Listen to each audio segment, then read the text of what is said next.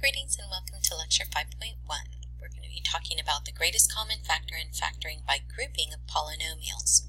But let's start a step backwards, and if you recall, we can take a couple of factors, let's say 3 and 5, multiply them together to get the product, which is 15.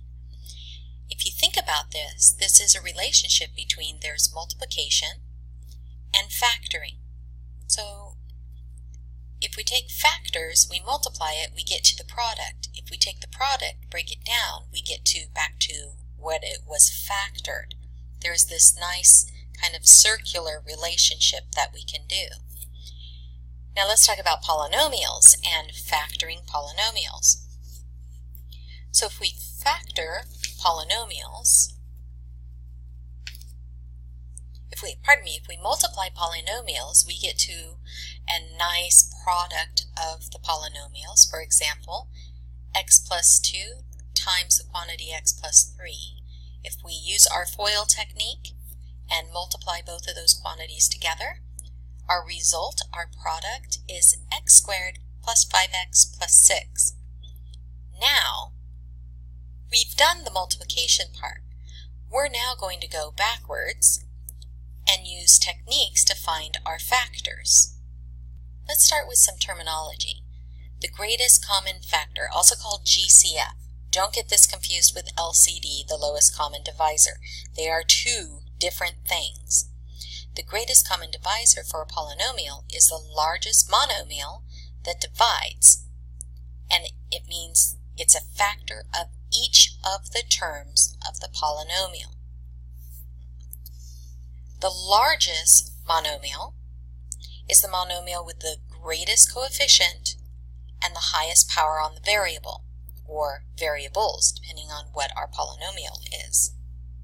Let's work through the following example. We want to find the greatest common factor for the polynomial 3x to the 5th plus 12x squared. Now you may do this differently, but here's how I'm going to do it. I'm going to list all of my coefficients,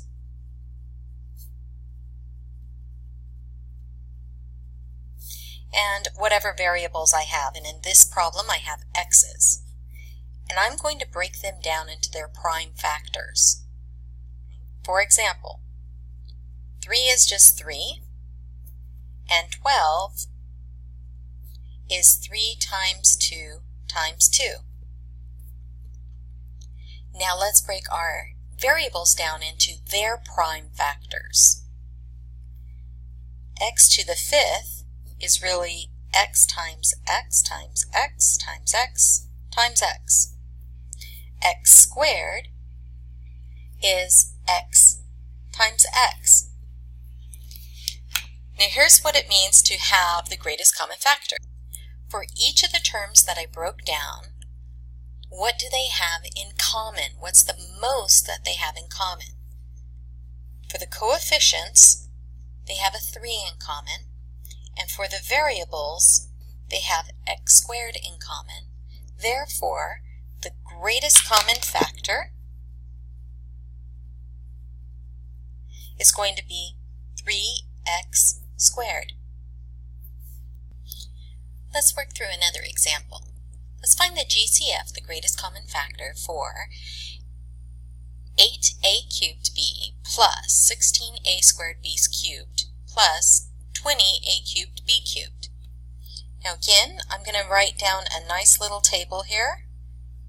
My coefficients, my a variables, and my b variables.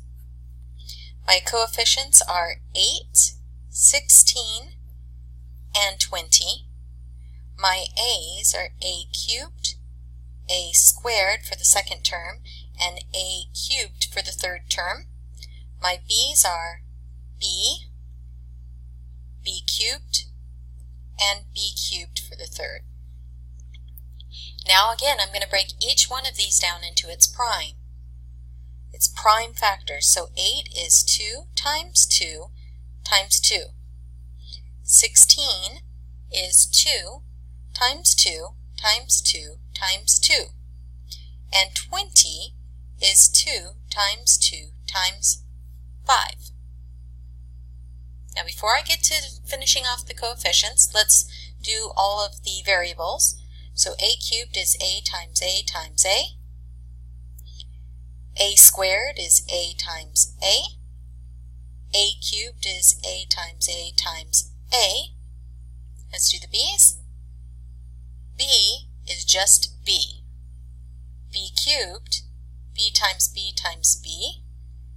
And b cubed is b times b times b. Now, what do they all have in common?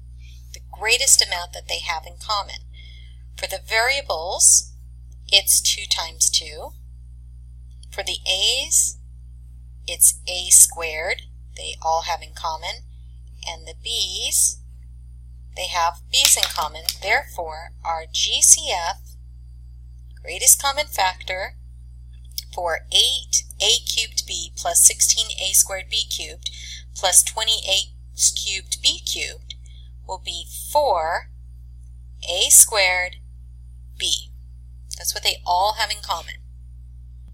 So the purpose of finding the GCF is to actually go through and factor the greatest common factor out, and then therefore we would have a product left remaining. So we can write our polynomial as the product of the GCF and whatever is remaining in the quotient. So let's take an example. 3x minus 5. Now I broke down my coefficients already, my x's, therefore my GCF is 3.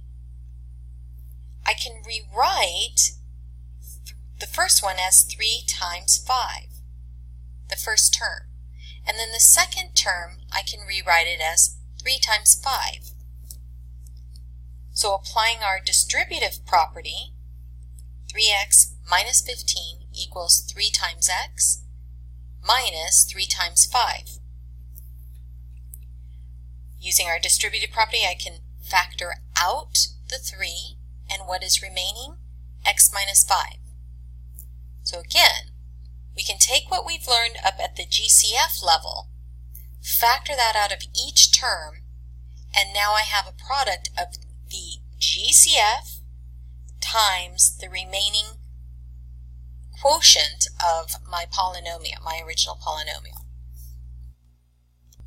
Let's factor the polynomial 16x to the 5th minus 20x to the 4th plus 8x cubed.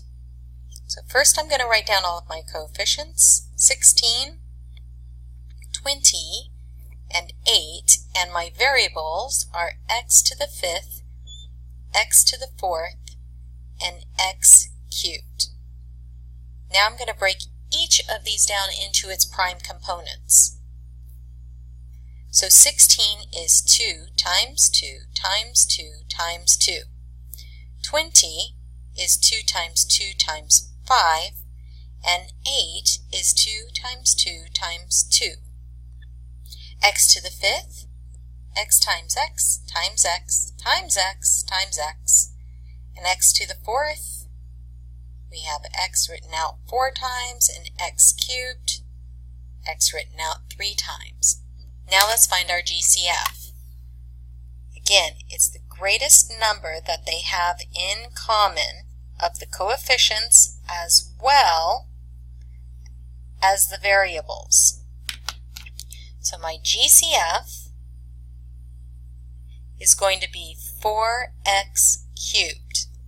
Now off to the side, I've also created a column to let me know what is left over after I take out my GCF. So what's left over for the first term, 16x to the 5th, is 2 times 2, which is 4, and x times x, which is x squared. For my second term, what's left over is a 5 and an x, so that would be 5x. For my last term, 8x cubed, what's left over is a 2, but I don't have any x's, so it is a 2. Now, what this really means, this whole thing, is 16x to the 15th minus 20x to the 4th plus 8x cubed can be rewritten as 4x 6x cubed times 4x squared, that's my first term, minus, I keep my minus from my original equation, 4x cubed times 5x would get me the second term, plus 4x cubed times 2 will get me the third term. Now we use our distributive property to be able to factor out the 4x cubed, leaving behind the 4x squared minus the 5x plus 2. And I'm done with factoring. So just remember, your whole goal is to have this kind of cycle of multiplication, and then factoring. So if you remember, this is kind of a circular pattern. Here's another example. Now you may want to stop the video and try this yourself before we continue on. So let's factor 6x cubed y minus 18x squared y squared plus 12xy cubed. So I'm going to again write my nice table so I can see all my information laid out nicely. 6, 18, 12. My x's are x cubed, x squared, x. My y's are y, y squared, y cubed. Now I've gone ahead and filled in our table, and I just broke down each of the coefficients into its prime components as well as the x's and the y's. So now it's time to find my GCF. So I can see that each of them have a 2 in common, and each of the coefficients has a 3 in common. Therefore, my coefficient for my GCF is going to be 6. My x's, they all have a single x in common, and they have a single y in common. So my GCF is going to be 6xy. And if I take out 6xy, let's see what's remaining. No coefficient for the first term, but there is an x squared. For the second term, 3xy is left behind. And for the third term, 2y squared is left behind. So I can rewrite my original polynomial, 6x cubed y minus 18x squared y squared plus 12xy cubed as the GCF times whatever it remains, 6xy times x squared for the first term, minus, because in the original problem there was a subtraction there, minus 6xy times 3xy plus